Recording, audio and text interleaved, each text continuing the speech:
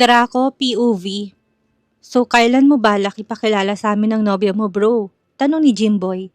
Kauwi lang nito ng Pilipinas at ang walang hiyang kaibigan kong si Romeo. Agad itong ipinaalam dito tungkol sa girlfriend ko. Inunahan pa talaga ako. Tinapunan ko ng masamang tingin ng kaibigang si Romeo. Pangisi-ngisi lang ang loko. Kailan ba kasi? Masyado mo namang tinatago. Nakakulong, tanong din ito. Isang buntong hiningang pinakawalan ko. Hindi pa siya handa, masyado yung Nang bigla ko mapahinto, sabay-sabay yata kami napalingon ng bumukas ang pintuan ng restaurant. Kumunot ang noo ko hanggang sa mapatulala ako. Baby? Biglang lumakas ang tibok ng puso ko. Nasa pinakahulihan ito at kahit natatakpan ng mukha ni Celine ng mahabang buhok nito, kilalang kilala ko ito. Hindi lang ako makapaniwala na makikita ko to dito. Ang alam ko, hindi to lumalabas kasamang mga kaibigan. O baka napilitan to dahil magtatapos ng klase nila ngayong taon. Nasundan ko to ng tingin hanggang sa umupo ang mga ito. Gusto ko pang mapangiti at yukong-yuko ang nobya ko. Napakamahiyain talaga. Ang ganda-ganda naman hanggang sa isang pitik ang nagpabalik ulirat sa akin. Nakakalokong ngisi ang binigay ng mga to. So, bata na ba ang tipo mo ngayon? Akala ko ba may nobya ka na? Umarkong gilid ng labi ni Jimboy. Sa aming tatlo, itong babaero. Umiwas lang ito nang makilalang nobya nito. Mukhang tipo ng kaibigan natin yung mahabang buhok. Sabay ngisi ni Romeo. Murder na nga tayo, nagugutom na ako. Pag-iba ko ng usapan. Natawang mga ito, ngunit hindi na rin naman kumulit pa. Lihim naman ako nakahinga ng maluwag hanggang sa pag-usapan namin ng bagong projects na gagawin naming tatlo. Ngunit maya-maya ang tingin ko sa tatlong babae. Pansin ko hindi man lang humawak na menu ang nobya ko. Bigla akong tumayo tumungo sa counter. Inalam ko lang naman kung anong orders ng tatlo, saka yung dinagdagan ng orders sa binayaran. Para kung tanga na kinakabahan at sigurado ako na hanapin ng mga to kung sinong nagbayad. Kaya naman yung magazine na nakita ko sa kabilang lamesa, agad kong kinuha at nagkanwari na may tinitingnan doon. Kailan ka pa naging mahilig dyan? Natatawang wika ni Jimboy. Tumikim ako. Ramdam ko ang pamumula na magkabila ang tenga ko. Panay silip kasi ako sa kabilang lamesa. Kitang-kita kong pagkagulat sa mukha ng nobya ko. Marahil alam na nila na para sa kanya ang mga in-orders ko. Tinutokso to ng mga kaibigan. Gustong-gusto ko mapangiti nang lumikot ang mga mata ng mga to. Mukhang may hinahanap. Binalingan kong dalawa. Ngayon lang, sagot ko sa tanong ni Jimboy na kinatawa nito. Napailing-iling pa. Ganyan ba ka-sexy ang nobya mo bro? Si Romeo. Mas sexy siya dito. Sabay smear ko. Isang wa ang narinig ko sa mga ito. Kaya pala nakatingin ka sa ibang katawan ha? Patama ni Jimboy. Nakahinga ako ng maluwag na may tinanong si Romeo dito. Kaya naman nakakuha ko ng pagkakataong masilip ko anong ginagawa ng tatlo. Muntik pa nga ako mahuli ng tumingin sa gawi kong mahal kong nobya. Sorry baby. Napilitan lang akong damputin ito, pero mas sexy ka pa sa mga ito. Wala naman kasi sa magazine ang atensyon ko, at wala rin akong pakialam sa mga modelong ito. Sapat ng nobya ko. Hindi nga nito alam na nakauwi na ako. Gusto ko tong sorpresahin mamaya pag uwi nito. Hindi ko yata nakakalimutan ang sinabi ko noon. Isang taon ang hinintay ko at tiniis ko. Napalunok ako sa isiping mabibinyagan ko na sa wakas ang mahal kong nobya. Lihim ako napamura. Ramdam ko ang pagkislot ng alaga ko. Bigla ko napabaling sa kaibigan na maramdamang nakatingin to sa ibang direksyon. At huling-huli ko na nakatitig to sa lamesa ng tatlong babae. Ang ikinakunot ng noo ko ay nakatitig to sa nobya ko. May kinukutingting kasi si Jimboy sa cellphone nito kaya naman tong si Romeo bigla na lang natulala sa kabilang lamesa. Malalim ang pagkakakunot ng noo nito. Isang malakas sa tikim ang pinakawalan ko. Bigla naman itong tumingin sa akin. Don't tell me na tinamaan ka sa bata. Taas kilay na tanong ko. Hindi naman kasi halata sa nobya ko na 21 na to. Napaka baby face nito, lalo na sa suot nitong uniform. Tsk, malabong mangyari ang iniisip mo bro. Alam mo naman kung gaano ko kamahal ang fiancé ko. Sabay subo nito ng beefsteak. Hindi pa pala tapos kumain. Mabuti naman, mahirap ang maghanap ngayon ng matinong babae. Kaagad naman tong tumango. Nakahinga ako ng maluwag at nawala ng atensyon nito sa kabilang lamesa. Itong si Jimboy magpo-propose na rin daw. Natatawang wika nito. Bigla namang napahinto sa pagtipa si Jimboy at nalaki ang mga mata nito. Sino may sabi? Bigla akong natawa. Parang takot na maitali eh. Sa mansyon. Kanina pa ako pabalik-balik sa kwarto. Hindi ko alam kung paano ko paakyatin ng nobya sa paraang hindi nito malalaman na nakauwi na ako. I miss her so much. 3 buwan ko na itong hindi nauwian. Sobra na akong nasasabik na mahagkan, mayakap at mahalikan ang buong katawan nito. Mahalikan lang ba talaga? Mampapasok ka na eh. Bigla ko nakagat ang ibabang labi ko. Pakiramdam ko kanina pa nagwawalang alaga ko. Hanggang sa bigla kong mapangiti. Tinagnan kong orasan, ilang oras pang kailangan kong hintayin. Inihanda ko malaking bouquet na ibibigay dito. Ilang paper bags din ng laman na chocolates. 10:00 ng gabi. Baby, gising ka pa ba? Pasensya ka na kung hindi ako nakatawag ngayon. Masama kasi yung pakiramdam ko. Next week pa yata ako makakauwi. Please don't be mad, okay? I love you. Ngiti-ngiti ako habang hinihintay ang reply ni Celine. Ngunit naglaho ang ngiti sa labi ko nang hindi ito mag-reply. Baby, okay lang ba? Punta ka sa kwarto ko at hanapin mo yung medicine ko na nasa center table ko. Nakalimutan ko kasi kung anong brand yun. Napasuklay ako sa sariling buhok kung bakit inintay ko pang gumabi ng gusto. Ayan tuloy, baka tulog na to. Nakatulog sa sama ng loob sa akin. Bigla akong napatayo. Kailangan ko yata itong katukin mismo sa kwarto nito. Total naman alam ni Manang Len ang lahat sa aming dalawa ng nobya ko. Nakakailang hakbang pa lang ako nang biglang tumunog ang phone ko. Okay ka lang ba? Ano bang nangyari sa mamang pakiramdam mo? Hindi ka nag-iingat? Sandali lang at hahanapin ko. Umabot yata hanggang tengang ngiti ko sa labi. Para itong nanay na biglang nanermon. Natigilan ako nang tumunog ulit ang phone ko. Gusto nito ng video call. No baby, umakyat ka na please. Kumabog ang dibdib ko na makarinig ng yabag mula sa labas ng pinto. Celine POV. Halos takbuhin ko ng malaking sala para makarating kagad sa kwarto ng nobyo ko. Yung puso ko labis na nag-aalala nang malaman ang kalagayan nito. Kaya pala hindi ito makatawag at masamang pakiramdam nito. Kung kanina lang ang sama-sama na naman ng loob ko, ngayon biglang napalitan ng matinding pag-aalala. Bakit ayaw mong sagutin? Nakakunot ang noo ko, tinatawagan ko kasi to para makitang kalagayan nito. Pero ayaw nitong sagutin ang tawag ko. Malakas ang loob ko na takbuhin ang floor sa itaas at wala naman ang dalawang kambal.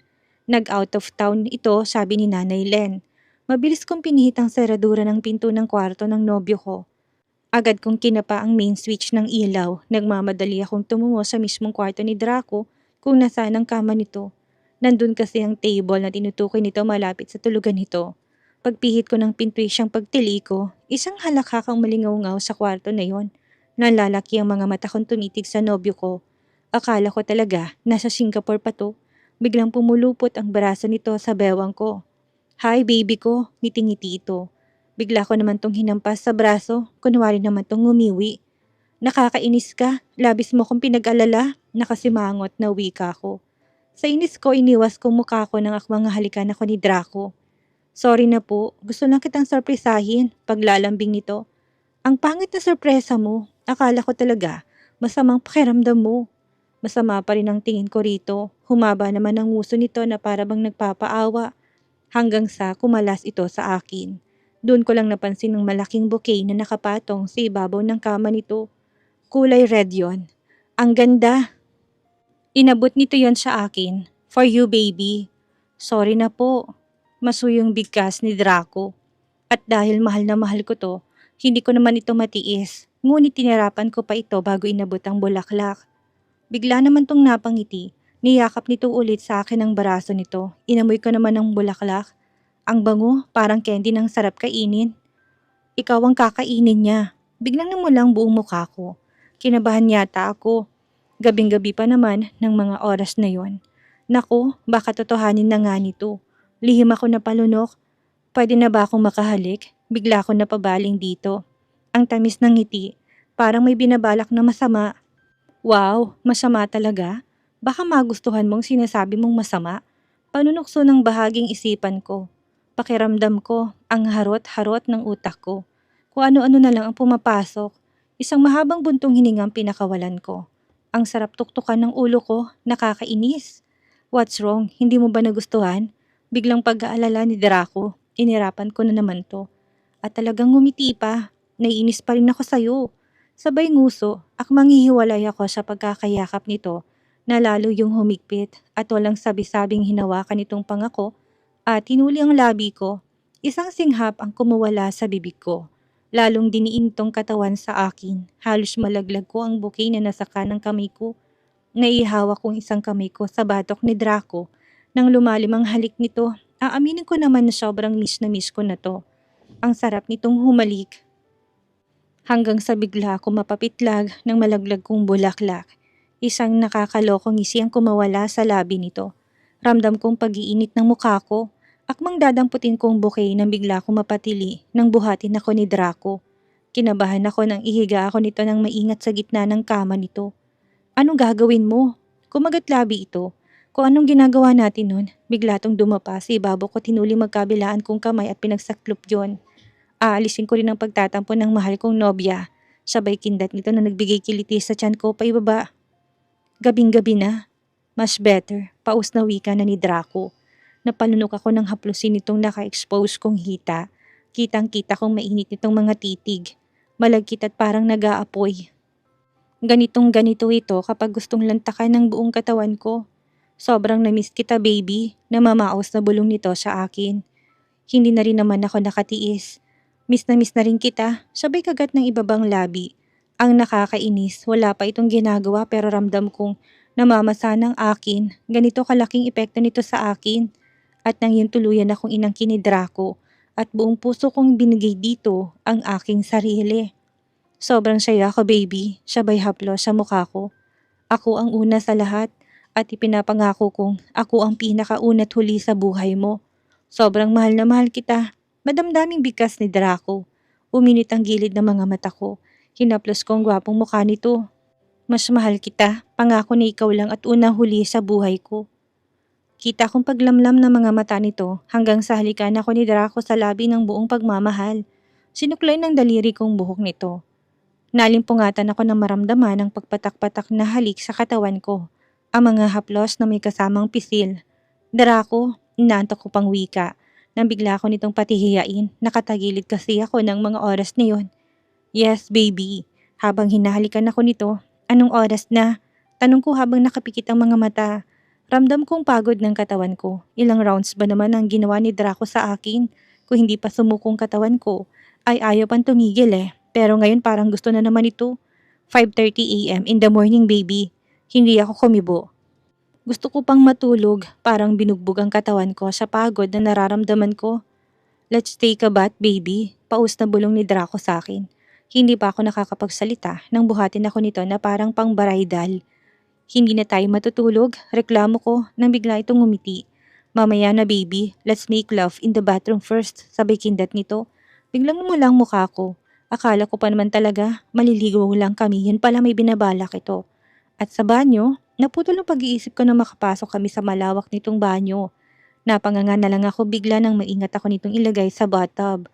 Mukhang pinaghandaan na talaga nito at nakaredy ng pampaligo. Ang may strawberry, may malilit ng petals at mabula rin yun. Maligamgam din ang tubig. Huwag nitong sabihin na dito kami magme-make love. Lalong namula ang buong mukha ko nang pagtingala ko dito tumambad sa akin nung nakasaludin itong harapan. Isang ising kumawala sa labi ni Draco. Bago ito sumunod sa loob ng bathtub, tumabi ito sa akin. At sa loob ng banyo, muli akong inangkin ni Draco. Draco POV. Manang Len, bigla tong napalingon. Abala to sa pagluluto ng mga oras na yon. Maagap naman tong lumapit sa akin. Senyorito, ano po yun? Pasimple akong tumingin sa mga kasamahan nito hanggang sa bumulong ako dito. Nasaan ho si Celine? Pansin kong paglunok nito. Bigla rin tong lumingon sa mga kasamahan. Nilalagnat po si Celine, senyorito. Mahinang sagot nito. Sandali ako naniga sa kinatatayuan ko. Bigla na lang bumundol ang kaba sa dibdib ko. Hindi nga nito kinayang kalakihan ng kargada ko. Bigla akong pinagpawisan. Gumapang sa akin ng matinding pag-aalala. Para sa nobya.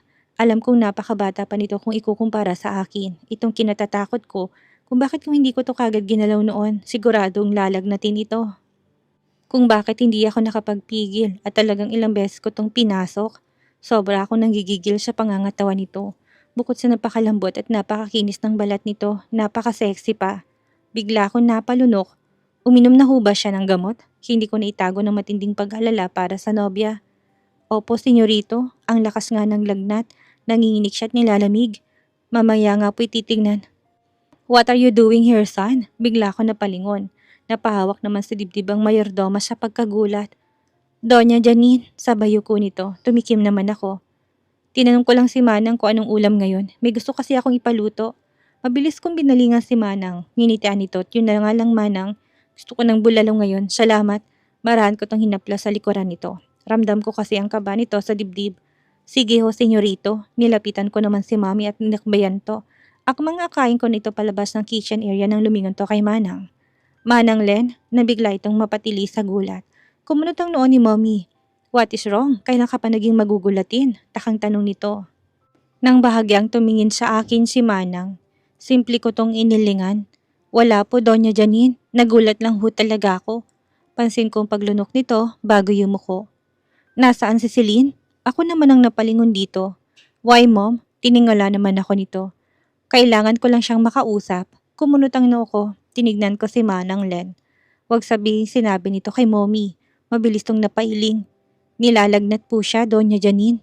Nilalagnat? What happened? Ito naman ang kumunot ang noo. Uminom na ba siya ng gamot? Oho, Doña Janine. Baka mamaya maging okay na rin ho siya. Maagap na sagot nito. Okay. Kapag bumaba ang lagnat niya, sabihin mo sa akin kagad para matawagan ko si Dr. Musa. Oho, Doña Janine. Bigla naman ako napangiti. Kaya love na love kita, Mommy. Ang bait-bait mo. Sabay pisil sa pisngi nito, bigla naman tong napangiti. Mabait ang batang yun. Bukod doon napakatalino pa. Biruin mo, siyang nanguna sa klase nila. Lihim akong kinilig. Sisiping gustong-gusto talaga nito si Celine. Hindi ako mahirapang ipakilala rito bilang nobyang dalaga. Tsak ko na matatanggap nito ano man ang relasyon na meron kami ng nobya ko.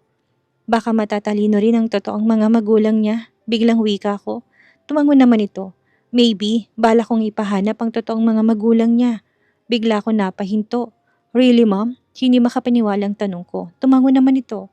Yes, bakit gulat na gulat ka? Natawa ako. Hindi ko akalain na ganito nito kagusto ang dalaga. Ngayon lang yata ito nag-effort sa isang kasambahay namin. Kung sa bagay, ngayon lang kami nagkaroon ng kasambahay na hindi kilala ang totoong mga magulang. Marahil na awa talaga ito sa kalagayan ng nobya ko. Kahit naman siguro sino, tutulungan ng dalaga.